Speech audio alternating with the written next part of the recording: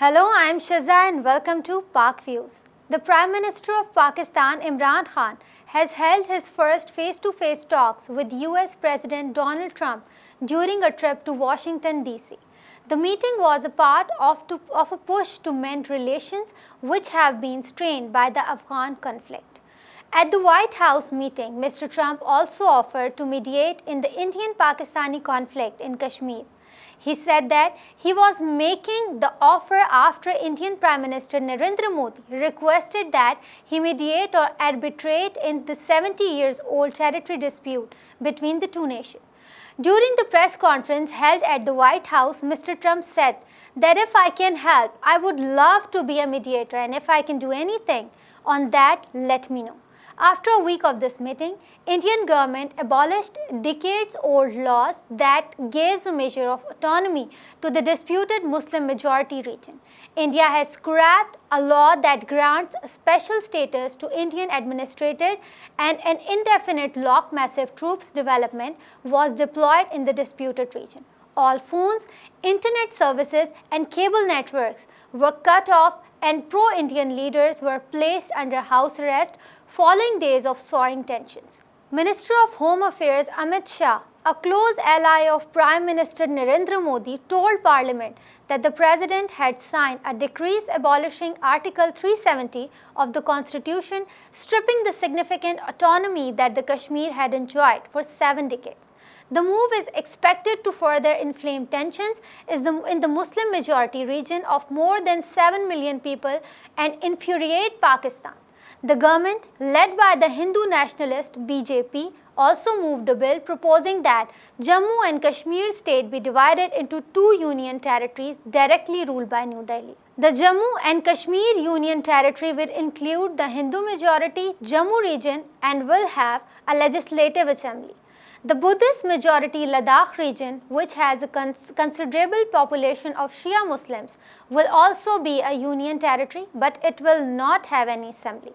Article 370 was the basis of Jammu and Kashmir's accession to the Indian Union at the time when former princely states had the choice to join either India or Pakistan after their independence from the British rule in 1947. Critics of Article 35A say the provision did not have any parliamentary sanction and that it discriminates against women.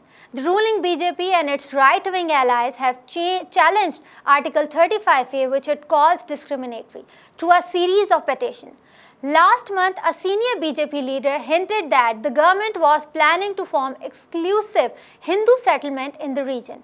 Prime Minister Modi led his BJP to a landslide winning May on the back of the divisive campaign that apparently targeted Muslims, vowing to remove Article 370 and its 35A provision. With Indian administrated Kashmir's special status repealed, people from the rest of the India would have the right to acquire property in Jammu and Kashmir and settle there permanently. Kashmiris fear the move would lead to a demographic transformation of the region from majority Muslim to majority Hindu. The Indian government have not just struck down the provision of 370, but they have actually dismantled the faith of Jammu and Kashmir as it existed in the Indian constitution. It now consists of union territory which are centrally governed Ladakh and Jammu and Kashmir. This is a sort of a radical new provision which people are saying will require a constitutional amendment. Pakistan has requested that the UN Security Council meet over India abolishing Kashmir's special autonomous status.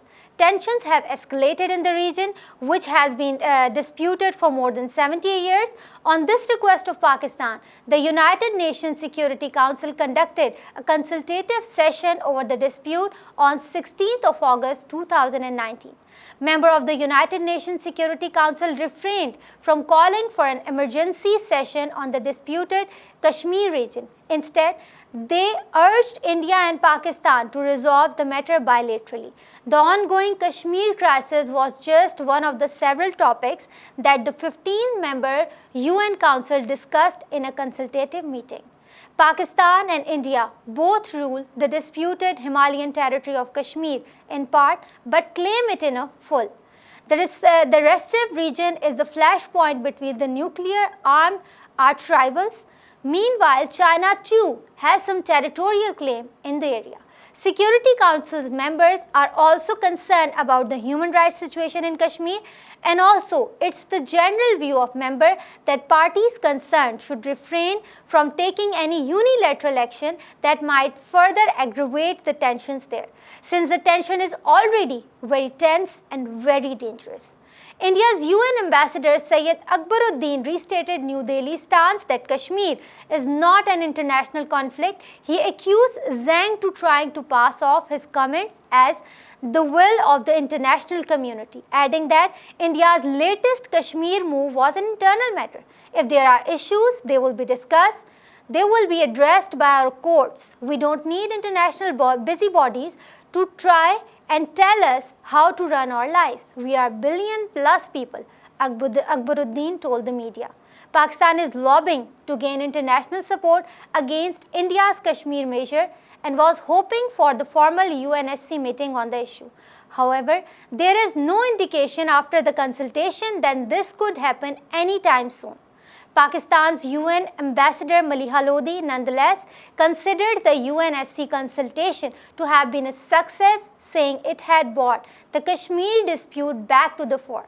Maliha Lodi said that Pakistan would continue its effort and this will only end when justice is done to the people of Jammu and Kashmir. Sardar Masood Khan, Pakistan's former permanent representative to the United Nations, who now acts as a president of the Pakistani-administrated Azad Kashmir state, said his government believed as many as 10,000 people had been detained by Indian security forces.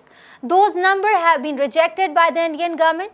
Prime Minister Imran Khan, who went to Saudi Arabia on September 19, flew straight to the New York along with his entourage, which includes Pakistan Foreign Minister Shah Mahmood Qureshi and a number of officials. Both Pakistani and Indian Prime Minister are scheduled to address the United Nations General Assembly on September 27th. Prime Minister Narindra Modi will speak first, while Pakistani Prime Minister Imran Khan will speak later in the afternoon. Prime Minister Imran Khan has already announced that he will highlight Kashmir issue in his address. This is a mission Kashmir for Prime Minister Imran Khan and for Pakistan. Prime Minister Narendra Modi on 22nd September went to United States Houston, Texas rally with Donald Trump. He took the stage and welcomed his friend Narendra Modi. Trump credited the Indian American community to helping to strengthen our country and build our future, with citing its contribution to medicine, business and technology. The president praised Modi's leadership and publicized the stronger than ever before relationship with India. He said, India has never had a better friend as President than Donald Trump. Trump linked his concern about security at the US-Mexico border with India's security concern about its border with Pakistan. Trump said both India and US also understand that to keep our communities safe, we must protect our borders. The president addressed those affected by the serious flooding in Texas and pledged the full support of his administration. Modi praised Trump, calling him warm, friendly, accessible, energetic and full of wit. On stage, Modi introduced Trump as India's true friend in the White House, and he invoked Trump in his signature campaign slogan, Ab ki baar Modi Sarkar, which translates to this time Modi government. On stage, Modi replaced his name with Trump's. He commended the Trump administration for celebrating the Diwali at White House, and he invited Trump and his family to come to India. Narendra Modi said that President Trump's called me the top negotiator, but he himself is great at the art of deal, and I am learning a lot from him. Then taking aim at the Muslim majority Pakistan, whose covert backing of militant groups in Kashmir goes back decades, he threw down the gauntlet to Islamabad. He pointed at Pakistan without mentioning the name, saying India's action within its boundaries are causing discomfort to some people who are unable to manage their own country. These people have put their hatred for India at the center of their political agenda. Pakistani Prime Minister Imran Khan, who is also in the US to participate in the General Assembly session, is hoping that the international community will admonish Modi for his Kashmir action. Khan is expected to raise the Kashmir conflict during his meeting with Trump on Monday and in Friday's General Assembly speech, but he has so far received a lukewarm response from the world leader to his country's diplomatic efforts. Some experts say that by getting Trump to participate in his Houston rally, Modi has likely already Some experts say that by getting Trump to participate in the Houston rally, Modi has likely already won the diplomatic battle over Kashmir. Some US politicians and Congress representatives have slammed Modi for human rights violation in Kashmir, but analysts say that Trump joining hand with Modi will be seen as an endorsement of his policies.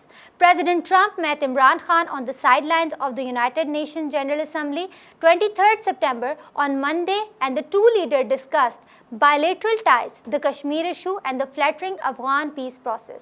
During the joint press interaction, the Pakistani media, angered by India's scrapping of the special status of Jammu and Kashmir, posed a volley of questions to the President Trump on the situation in the valley. When a Pakistani journalist asked President Trump about the situation in Kashmir, the president mocked him by asking him whether he was a member of Mr. Khan's team. Are you from Imran Khan's team? You are making a statement, not asking a question.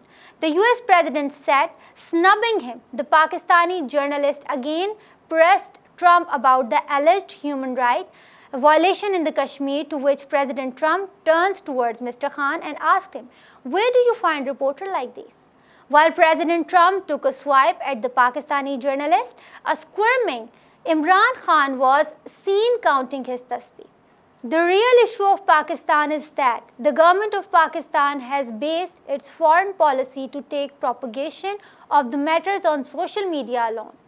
Narindra Modi, not even in his single statement, mentioned the troubled situation of India, although Modi administration is facing multi-troubled situation inside India.